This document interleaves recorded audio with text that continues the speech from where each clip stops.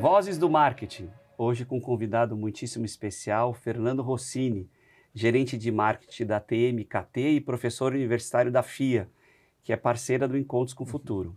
Bom, Vozes do Marketing faz parte do Encontros com o Futuro, que tem o apoio do Pacto Global da ONU, da Prime, que é o braço de universidades das Nações Unidas, da ESPM, claro, também tem da FIA, Eurocâmaras, PwC, CRA e Aberge. Fernando, seja muito bem-vindo. E aqui Muito comigo obrigado. Hoje, Matthew Shirts, diretor do World Observatory. Nosso gringo mais brasileiro de todos. Nem é gringo mais, né? Depois de tanto tempo já nem é mais gringo. Não, né? ele já é nosso, mais. não devolvemos mais. Fernando, conta um pouquinho o que é a TMKT e como é que você chegou nessa posição? Bom, vamos lá. Costumo falar aqui, né, não só na área de marketing, acho que de uma maneira geral, né? O pessoal fala muito de planejamento de carreira, aquela coisa de chegar para um adolescente ali, 17 anos, e falar o que você quer ser para o resto da vida, que é bem complicada, né? E eu sempre falo que a gente escolhe ali mais ou menos a área que a gente vai atuar e o resto é a vida que vai trazendo e a gente vai pegando. Bem mais ou menos mesmo. Bem mais ou menos. Então, assim, eu fui fazer faculdade de publicidade pensando em ser redator publicitário e eu não devo escrever mesmo uma linha de texto há alguns anos já. Né? Eu falo que hoje eu sou um burocrata, eu fico só acompanhando, gerenciando, enfim. Então, comecei vida em agência, trabalhei no departamento de promoção e eventos da Volkswagen, trabalhei no varejo vendendo tênis, vendi água, carvão, tudo um pouco que vocês possam imaginar, trabalhei em campanha política, e aí há 13 anos eu fundei a Universo Comunicação, né, junto com um dos meus sócios hoje, o Henrique, e aí de lá para cá eu acabei entrando na docência, na verdade um pouquinho antes, eu entrei na docência em 2010, muito nessa coisa da oportunidade, eu estava fazendo uma pós que eu entrei para ampliar meu networking, e aí surgiu lá um programa de formação de professores, passei 6 meses fazendo o curso e comecei a dar aula. Passei 10 anos nessa universidade, estou há 15 anos dando aula, que aí você vai para o mestrado, doutorado, aí pegou aí gosto, começa vai. a loucura, aí começa a loucura toda. Então, é difícil traçar um caminho meio reto de como que eu cheguei, por exemplo, hoje, né, sendo sócio há 3 anos da Universo, e como gerente de marketing na TMKT, foi pegando as oportunidades, foi aprendendo muito, assim, tive muita sorte de encontrar pessoas de áreas que nem são de marketing, assim. Então eu tive um caso, um cliente nosso que era um médico oftalmologista que criava cavalo, né, olha que foi coisa diferente, e Dr. Rangel, que com certeza está nos vendo, inclusive um abraço, que bom. foi uma das pessoas que eu mais aprendi na vida, sobre marketing, né? Então assim, médico, oftalmologista, cuida de cavalo e me ensinou muito sobre marketing. Né? E várias outras pessoas no meio acadêmico, fora deles, e aí a gente vai se encaixando, vai se enquadrando, e agora que a gente já está um pouquinho mais velho, a barba já está branca, a gente vai assentando um pouco, né? Mas eu estou curioso, o que ele te ensinou? Era de cavalos ou de médico? Dos dois ou e de gente. marketing. E de gente, é bem isso, é de gente, né? Aquela coisa de aprender a entender as pessoas para as quais a gente está falando. Né? Porque por melhor que seja o curso universitário, por melhor que sejam os professores, o que vai ensinar mesmo é a vida, é quando a gente chega lá. Né? Então é essa questão de dividir experiência, de mostrar coisas que ele já tinha feito e deram super certo, outras não. A gente criou muita coisa junto, criou modelo de negócio. E assim, é uma pessoa que ele não tem a Para caixinha... os cavalos. Para os cavalos e para a oftalmologia também, cirurgia de catarata, tudo. Sim. Mas é um caso muito interessante porque assim, ele não é uma pessoa que tem aquela caixinha pré-definida do marketing. Né? Então ele vem falar as coisas assim que se olha no primeiro momento parece absurdo e quando você olha fala, puta, mas ele tem total razão nisso. Né? E aí a gente vai agregando isso ao nosso repertório de alguma forma. Né? E a TMKT, o que ela faz? A TMKT ela é uma das maiores empresas de telemarketing, né, contact center aqui do Brasil, né, aqui em São Paulo, em Poá, na verdade, que é divisa ali com São Paulo. Tem diversos clientes, setores bancários, setor telecom, financeiro, enfim, energia, e faz tanto o trabalho de voz mesmo, de telemarketing tradicional, como o digital, WhatsApp, SMS, redes sociais, todas essas tecnologias. Redes sociais também? Também, atendimento, né? Atendimento por redes sociais e aí os outros para vendas ativas. E me conta uma coisa, Fernando, quanto a desafios e oportunidades do momento, tanto para a TMKT como para o setor. A gente está mergulhando nessa era da inteligência artificial, transformação digital extrema. Eu acho que é uma ótima ferramenta para vocês, mas no longo prazo, no médio prazo, é uma ameaça. Como é que vocês estão lidando com isso e como é que vocês marketizam isso para o cliente? Ó, eu particularmente gosto muito de inteligência artificial, né? Eu sou um entusiasta. O que me incomoda mesmo é quando ela vem acoplada, que a gente brinca, da burrice natural, né? Acho que assim, nas grandes empresas não tem nem o que discutir, assim, vai ter, não, já tem. É realidade, tá lá, tá posta. A parte operacional, né? Quando você vai trabalhar na área de marketing especificamente, tanto com programação, criação e tudo, ela facilita muito a nossa vida, né? Mas tem um outro lado. Então, assim, recentemente estava conversando com um dono de agência num evento que falou que em um mês mandou 80 pessoas embora. Meu Deus. O problema é que, eu acho, pelo menos, tá? Minha visão, que vai ter um momento que isso também vai dar um passinho para trás. Sim. Já aconteceu, acho que com a Microsoft, demitiu milhares, já contratou alguns, não vai contratar todo mundo, evidentemente, Sim. porque nas grandes empresas talvez o pessoal não sinta isso, mas como consultor eu sinto muito isso nas médias e pequenas empresas. A pessoa que geralmente contrata uma agência, por exemplo, e que hoje está querendo trocar essa agência por inteligência artificial, geralmente quem lida com a agência é o próprio dono da empresa, que é o cara que cuida de compras, do financeiro, da operação, tudo. E ele não tem tempo e nem conhecimento técnico para lidar com a questão de marketing. Então, assim, eu sempre falo, a pessoa tem uma dificuldade gigantesca, às vezes, de dar um briefing decente, como que ela vai gerar um prompt na inteligência artificial? E mesmo que ela consiga criar, como que ela vai avaliar se aquilo está bom ou não? Sim. E o marketing, eu acho que, principalmente aqui no Brasil, que, poxa, nossa publicidade é reconhecida aí nos últimos 30 anos, talvez até mais, né? No mundo inteiro pela criatividade e tal. A partir do momento que você está usando a inteligência artificial, você dá uma padronizada, querendo ou não dá uma padronizada, né? Então eu acho que ainda o grande diferencial é quem souber usar para reduzir tempo, e aí isso obviamente vai reduzir gasto e tal, mas com inteligência estratégica. Eu acho que isso ainda no marketing, a criatividade, e quando a gente fala criatividade não é só na criação de uma peça, né? Aliás, muitas vezes a criação da peça é só uma questão operacional. No marketing, quando a gente fala da inteligência estratégica no planejamento, isso faz muita diferença. De integrar isso, por exemplo, com uma equipe de vendas. A gente vê em muitas empresas ainda marketing e vendas totalmente separados. Eu acho um horror isso. Então, eu acho que para o profissional de marketing é uma ameaça, não vou falar que não é, todo mundo está um pouco assustado, né? Mas também eu acho que não é o bicho papão, é alguém que vai chegar destruindo também. Vai ajudar mais, lógico, tem esse momento aí que a gente está assentando, que a gente está se adaptando, né? Mas daqui a pouquinho eu acho que já vai normalizar, eu acredito que vai ter alguma regulação disso aí também, né? Porque senão alguns setores vão simplesmente quebrar, exatamente. Eu acho que a tecnologia é legal, mas a gente nunca pode esquecer das pessoas, né? Ainda mais num país como o nosso, com tanta desigualdade, com tanto problema.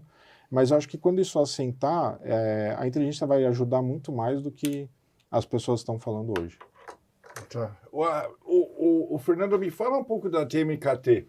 Que tamanho tem, quantos funcionários e fala mais um pouco do impacto da inteligência artificial lá. Tá. Que eu imagino que lá vai ser grande. Já é. Ou já é grande, já foi. Já é grande.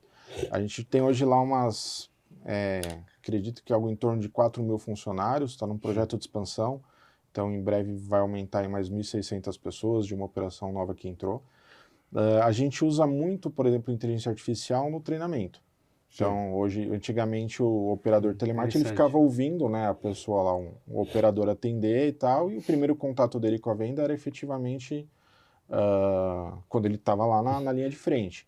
Sim. Hoje não, hoje ele passa por um treinamento, né, o pessoal lá da TI criou vários perfis de clientes, né, que simula clientes, clientes que estão mais receptivos, outros menos receptivos, enfim. O projeto a gente até batizou ele de Inovaí, né?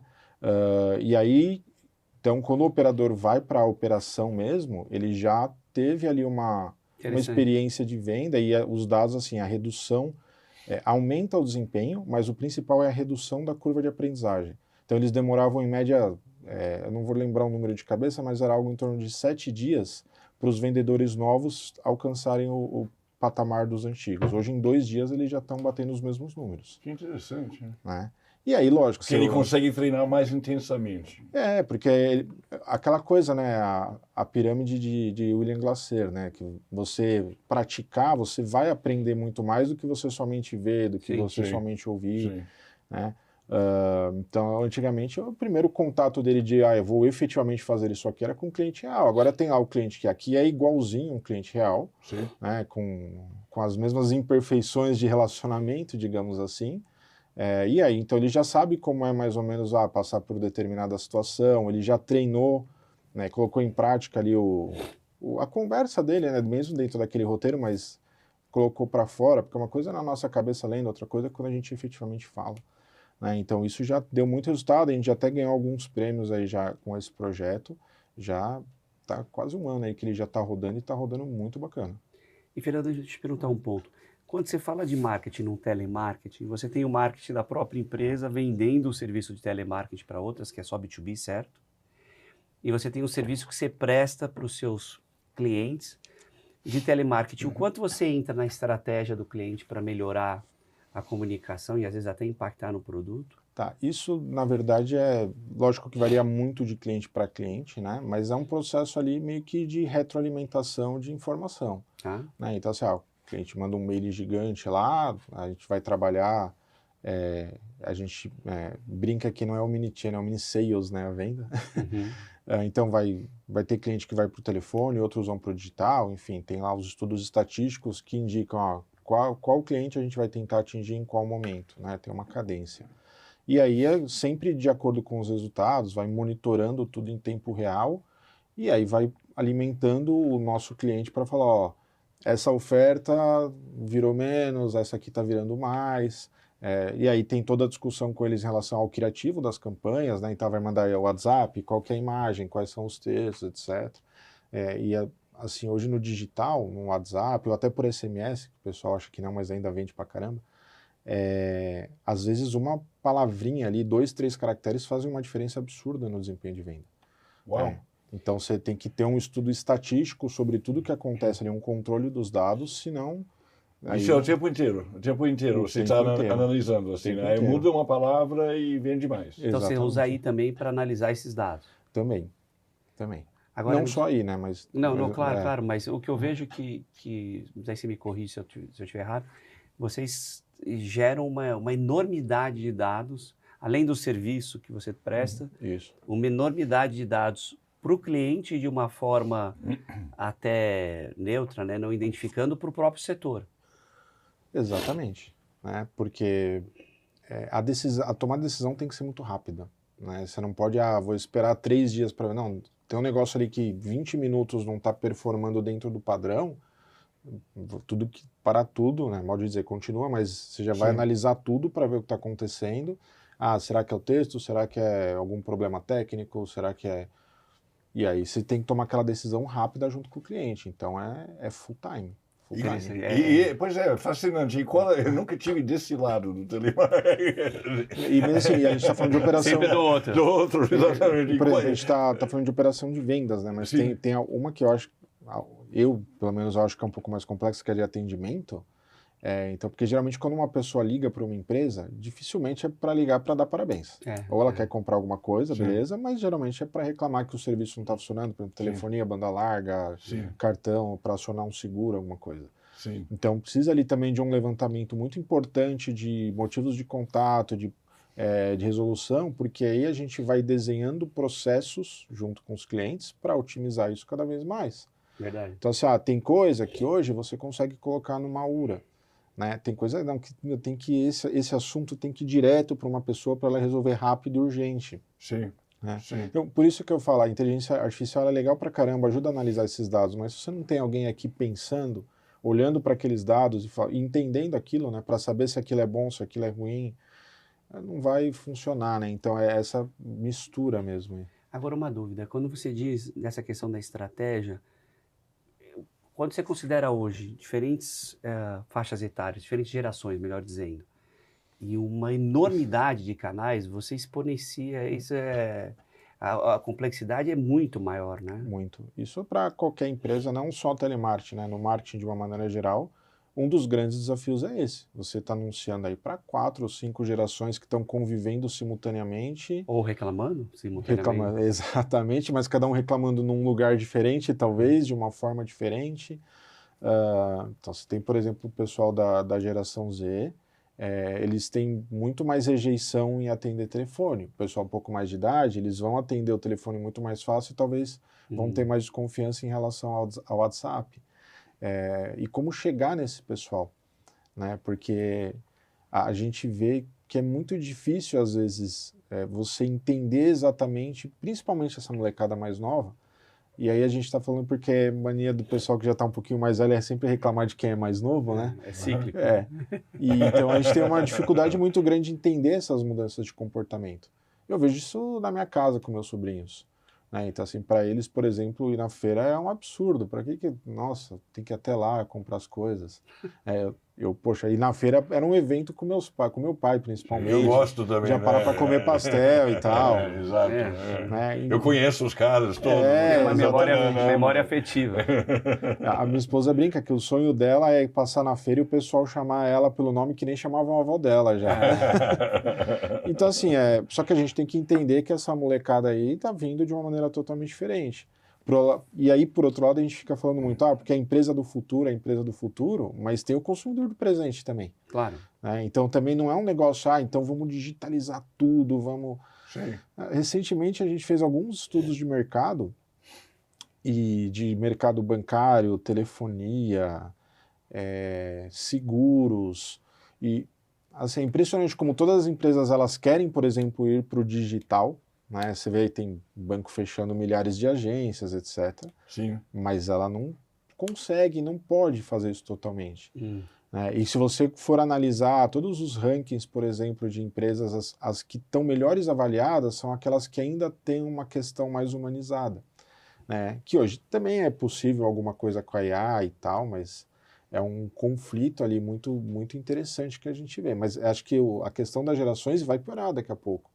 Né? Porque aí já tem mais uma geração vindo aí depois da Z, que daqui a pouco está entrando nas universidades, no mercado... Alfa, né? Alfa. Isso. E daqui a pouco está entrando no mercado de trabalho também e tal. E a gente vê, né? O pessoal fala muito da geração... O pessoal da geração Z já tem quase 30 anos. Alguns já estão até assumindo posições de liderança. Mas eles têm uma relação completamente diferente com o trabalho. Sim. E aí, assim, não estou nem falando melhor é pior. Não, mas é diferente. Sim. Totalmente diferente. Eles buscam mais valores, eles têm os princípios deles que eles não abrem mão. Fernando, mundo meio louco que a gente está, né? A gente está no meio da mudança. Não, no meio da mudança, no meio mesmo. Fernando, tem um ponto em relação à fraude, porque esses meios digitais, eles são suscetíveis a um volume maior de fraude e a sofisticação que a inteligência artificial dá para o lado produtivo, ela também dá para o lado criminoso. Até mais às vezes. Né? Como é que vocês fazem para mostrar que os canais que o telemarketing adota são seguros e como é que você diferencia isso? Como é que você, né? Hoje você tem bastante regulamentação na questão do telefone, né? Tem o 0303, essas coisas que ajudam a identificar. Em breve parece que todas as empresas vão poder identificar, então quando você receber uma ligação você vai saber que é Mas eu recebo muita da operadora X, que né? não é que é de celular, né? Pode ser que aí tem algumas brechas na regra, digamos assim, enfim. Mas em breve todas as empresas vão poder até se identificar, né, no próprio telefone, isso ajuda. Quando você vai para o digital, a Meta, por exemplo, ela tem um sistema de verificação, então aparece lá o tiquezinho azul se a sua empresa for verificada, se é aquela mesmo. Né? Mas como eu falei, eu acho que isso também é um processo que em breve vai ter uma regulamentação até um pouco mais certa, porque é um negócio louco, a gente vê tá lá rolando numa rede social, você vê um vídeo hoje em dia e você não sabe mais o que é verdade e o que não é. Eu não sei. É muito difícil você... Eu mando para o grupo dos meus filhos e pergunto. Isso é verdade? E daqui a pouco eles não vão saber. Isso é muito perigoso, né? Quando a gente começa a pensar em relação comercial, em relação política. Então, por isso que eu falei, que em algum momento vai ter que ter um freio aí de falar, pessoal, vamos lá, isso aqui pode, isso não pode, porque senão aí o mundo vai... vai desandando e a gente perde confiança uns nos outros. Fernando, o YouTube, desculpa interromper, claro. O YouTube, por exemplo, tem lá, se você sobe um vídeo com IA, você tem a opção de marcar. Esse vídeo foi feito com AI. Se você não marcar e tiver ele identificar, ele mesmo marca. Né? Então isso acho que vai acabar sendo aí rotina para as pessoas saberem de onde vêm as coisas. Né? Para mostrar que pelo menos não é um humano por trás, pode ser o... Isso. Fernando, e para os nossos alunos? O que você dá de dicas para quem está estudando, para quem está hoje na faculdade, para o Fernando que está iniciando agora? Vamos lá. Primeira dica que eu dou, talvez, é para o pessoal não ouvir dica de ninguém. Ponto final. Não, porque a gente vê hoje o pessoal falando, por exemplo, que as empresas... Eu não sei de onde saem essas besteiras, particularmente, mas... as empresas não valorizam mais faculdade, não sei o quê, não precisa... Cara, não é muito pelo contrário. E aí eu falo, e não é nem por ser professor, por trabalhar em universidade, é uma questão de princípio. Tá? Você também que falou, passei 4 anos na faculdade e não aprendi nada. Eu falei, cara, desculpa, então o problema é você. Porque você pode até não aprender nada da matéria, você dormiu em todas as aulas durante 4 anos. A gente sabe o que acontece. Tem aluno que vai lá e consegue dormir, consegue passando. Mas se a convivência com tantas pessoas diferentes em 4 anos de curso não ensinaram nada para a pessoa, então o problema é você. Alguma coisa muito errada. Então o que eu falo assim, não fiquem nessa de tentar seguir uma regra do que é certo e que não é certo.